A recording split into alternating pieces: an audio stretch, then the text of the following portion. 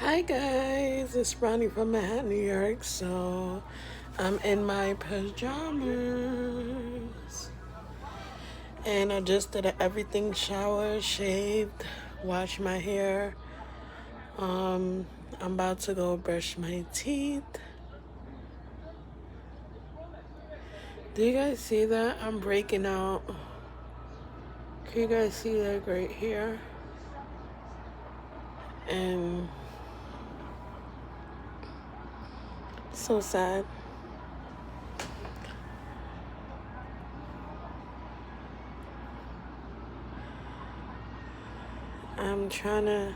I've been cleaning. I cleaned off the dresser. I got another pile of laundry again that needs to be washed. That's all the stuff that I'm throwing out from the dresser. I need to mop the house. But they're supposed to caulk my tub and then I want to mop the house afterwards because I know they're going to walk in with their work boots or whatever the case may be.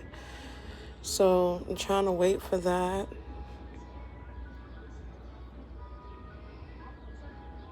So I could then mop the house. But either way, as long as the house gets mopped, that's the most important thing. You guys, I really want like one of those, even though my teeth are white already, I really want one of those Zoom whitenings. Like I dream of getting, but even though I know I can't even hold my mouth still, that's the next thing. I know I can't hold my mouth still to get none of these stuff, but I would love a Zoom whitening. Oh my gosh, on my teeth. Oh God.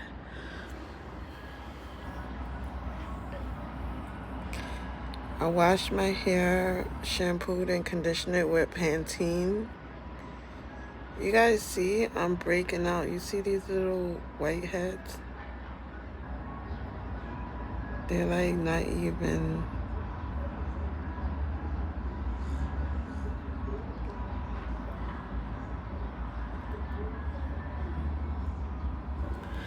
I need to get my nails done.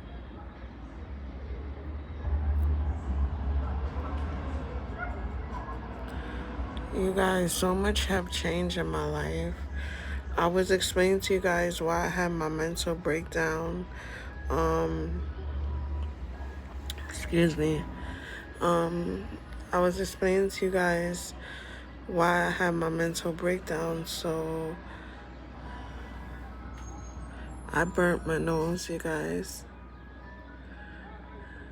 Don't ever check if a lighter is working by pointing it to your face.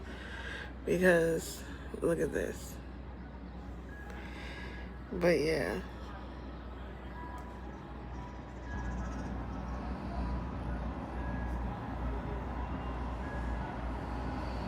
I don't even know where I got that dark spot from under my underarm. You guys see the two dark spots right here and right across here? You guys see it? It's like a whole cluster. I don't even know where that came from. Like, I get it when I'm pregnant, but I don't think that I'm pregnant right now.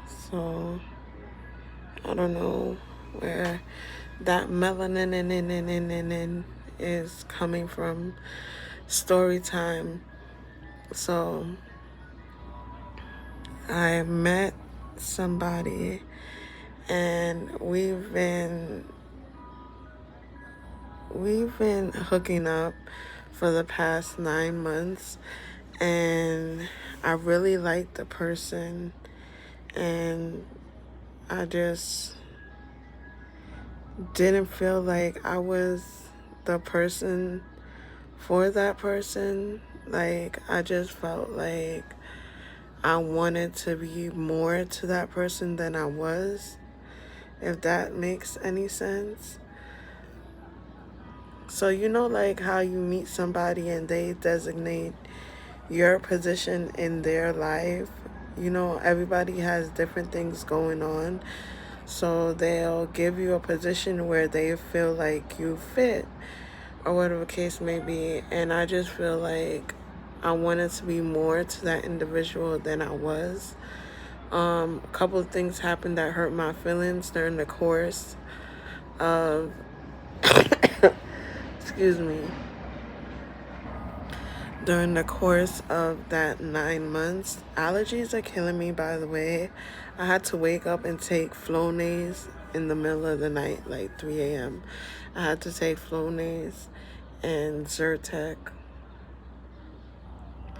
because it is getting warm in New York City and all the trees are sprouted, and unfortunately I don't know exactly what makes me sick, but I am allergic to the weather change.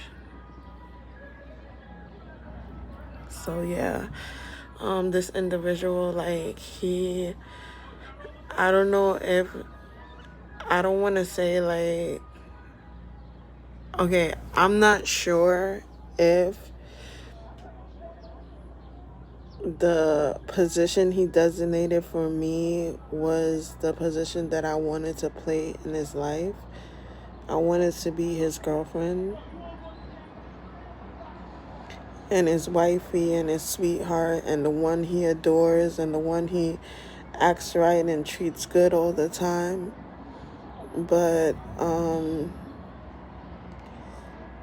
don't even know where I stood with him, to be honest.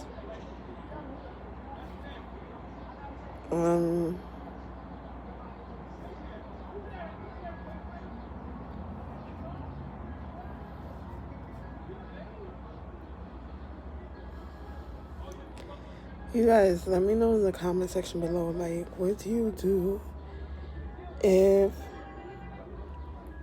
you had like a total negative experience with somebody, just totally, utterly a negative experience with somebody, and then somebody tells you, oh, that person passed away? Like, what do you do? Are you gonna be like, oh yeah, thank you, Jesus? Or you're gonna be like, oh damn, that sucks? Or you just like lost in the sauce, like, how am I supposed to feel?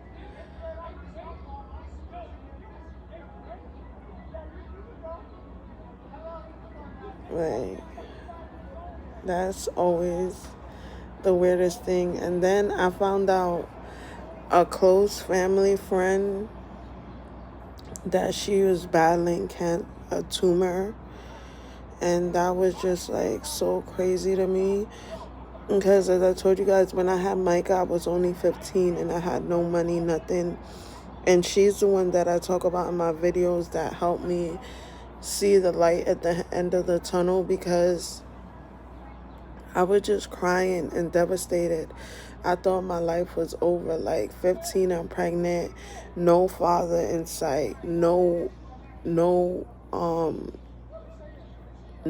job, no schooling, just pregnant.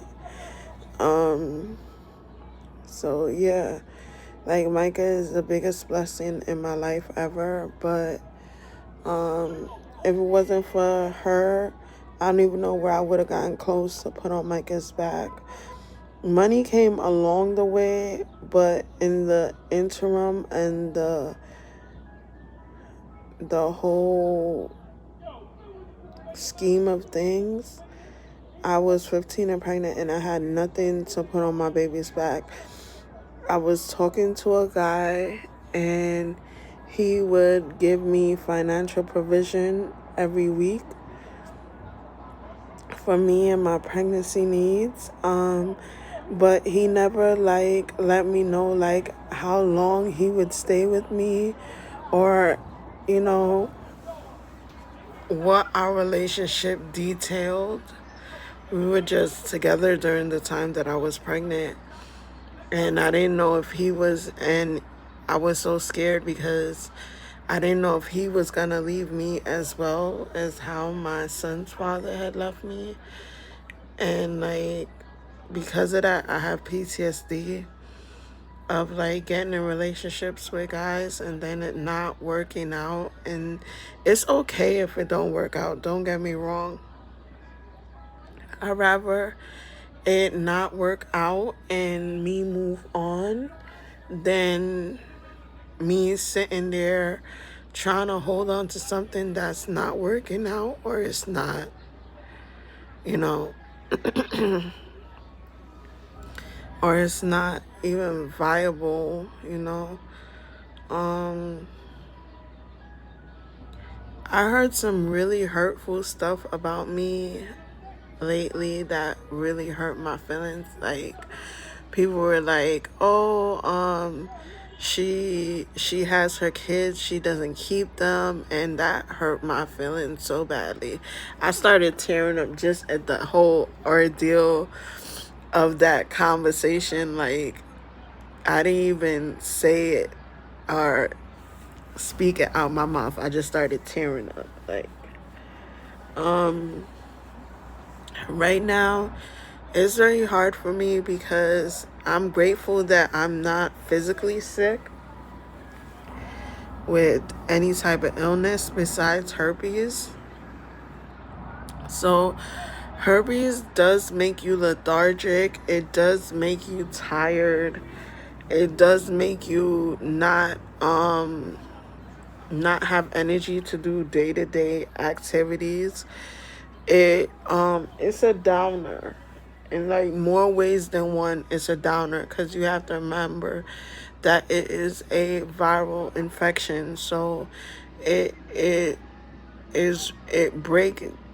constantly breaking down your immune system so that it could stay in your immune system and live carefree. So being that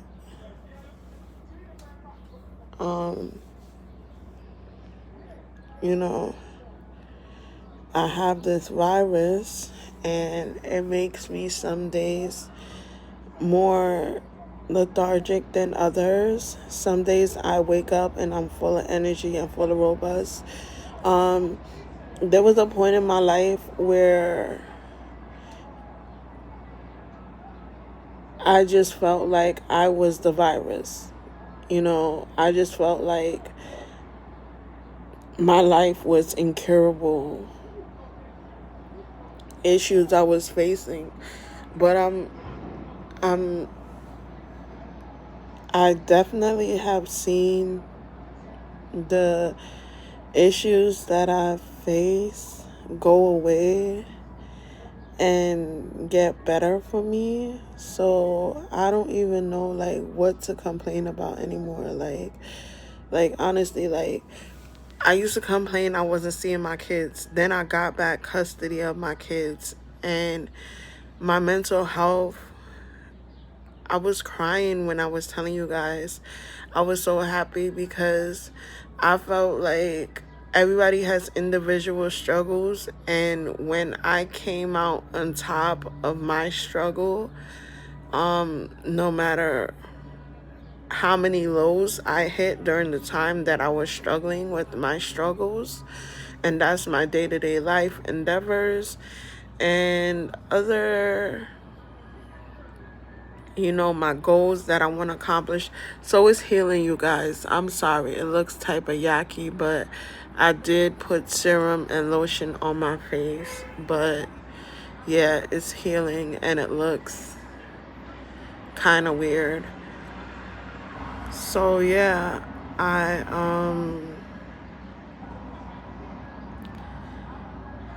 have to clean out my actual inside of my dresser, so I cleaned the top of it.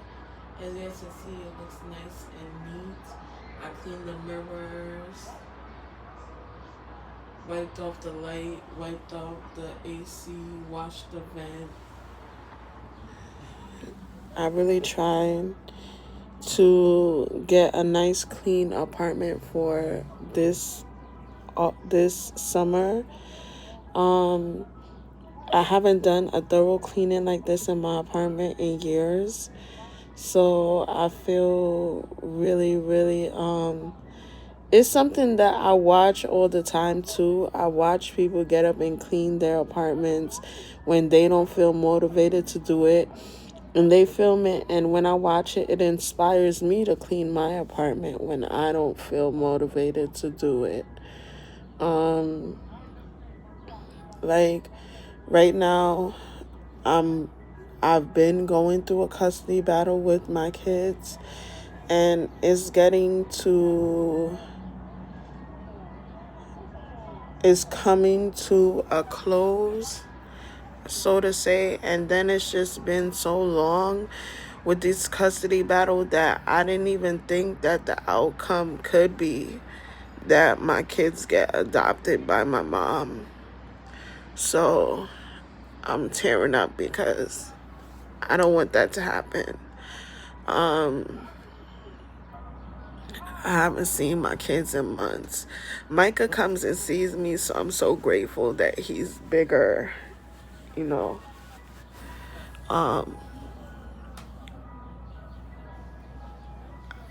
It's so hurtful for me. And the fact that just a couple weeks ago, I was thinking of ending my life because I was going to lose this custody battle. So I'm so grateful. So grateful for where I am today.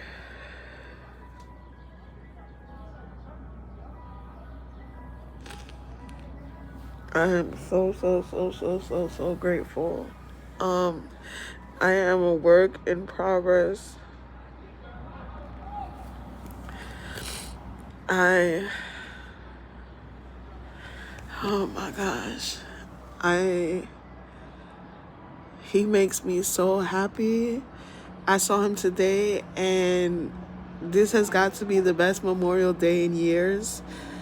To wake up and see my son just like a couple hours after waking up in the house that I tried to make a home for them. It's crazy because I'm still battling the same issues I was battling when they were smaller and younger, you know, time management, finances, mental escape from reality, whether it's good or bad. I think everybody should be allowed a mental escape.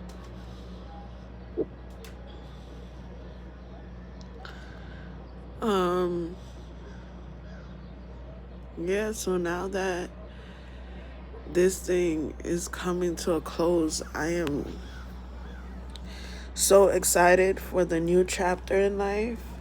But I really do wonder, like, why would somebody hurt me like this? I don't think it's fair at all. I really don't think it's fair. But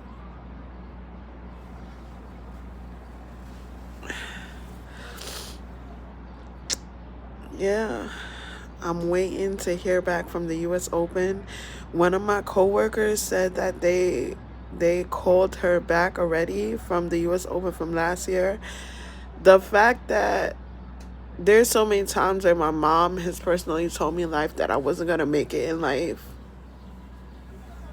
And I continue to struggle every day and get these jobs and these careers and just do some stuff that I didn't know was possible for somebody in my situation, being a minority, a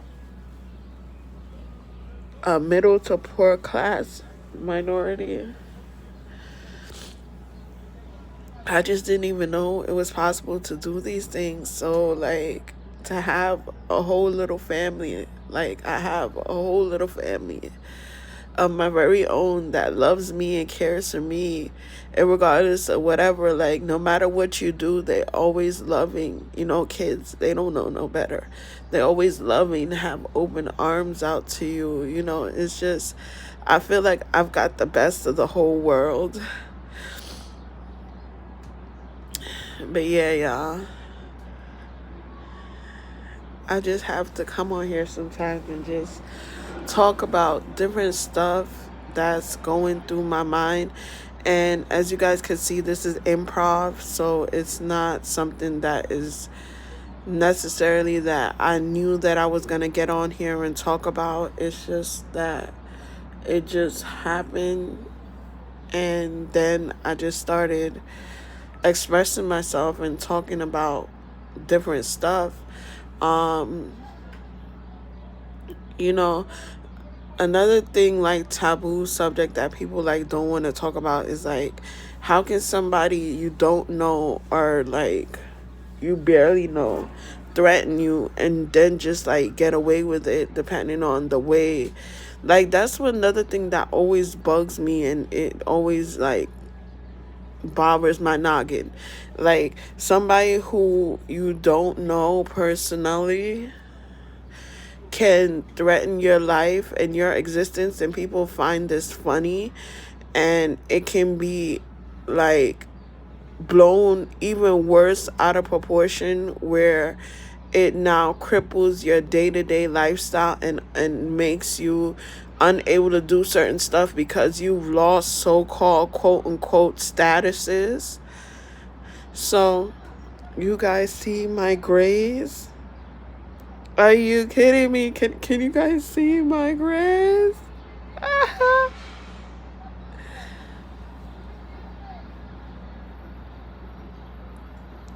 My tummy has butterflies. Like, I had to go to the hospital, but I believe that I'm going to get through this, you know, even if the kids get adopted and I have to go back to the hospital again in order to cope. I'm willing to do that because I'd rather be above earth than under earth. And I'm working on loving life. And it was crazy because I thought I just grasped the schedule of me not seeing the girls so often, but still seeing them and being a part of their lives, to all of a sudden realizing that it wasn't a schedule I was grasping. It was something that they was actually trying to do, you know.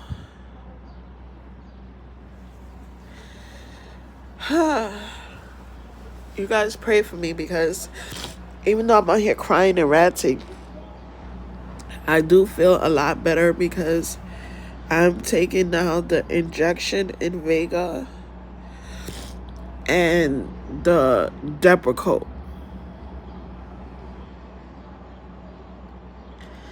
And I'm taking Depakote 750 milligrams and the Invega injection once every month.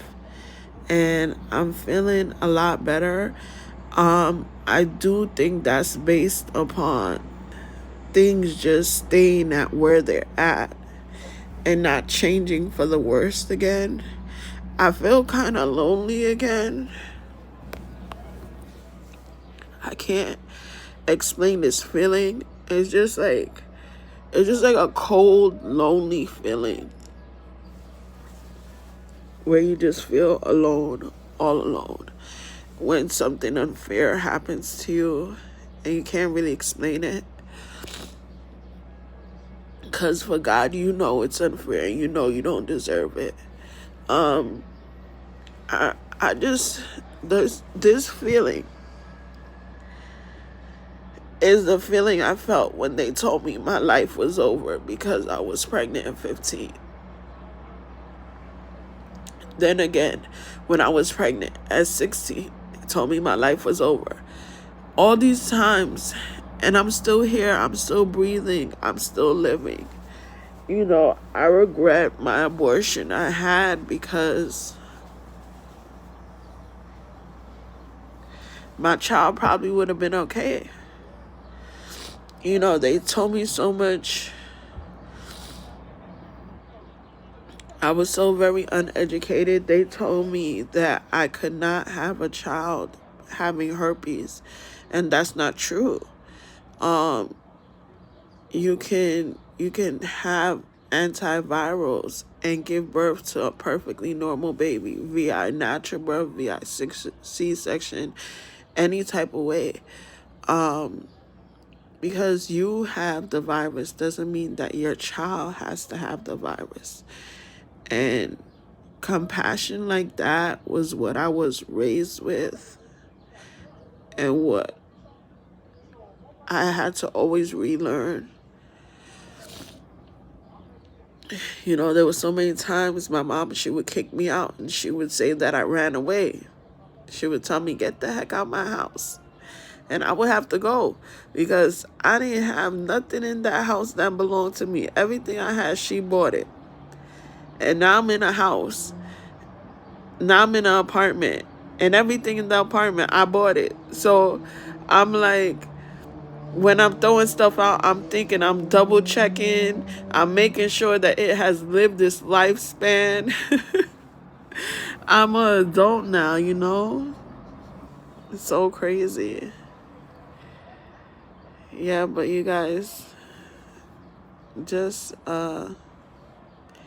improv video. Thumbs up this video, share it, like it, subscribe to my channel to stay updated with me and my life. Be blessed as I'll do the same. Again, this is Brownie from Manhattan, New York. Mwah.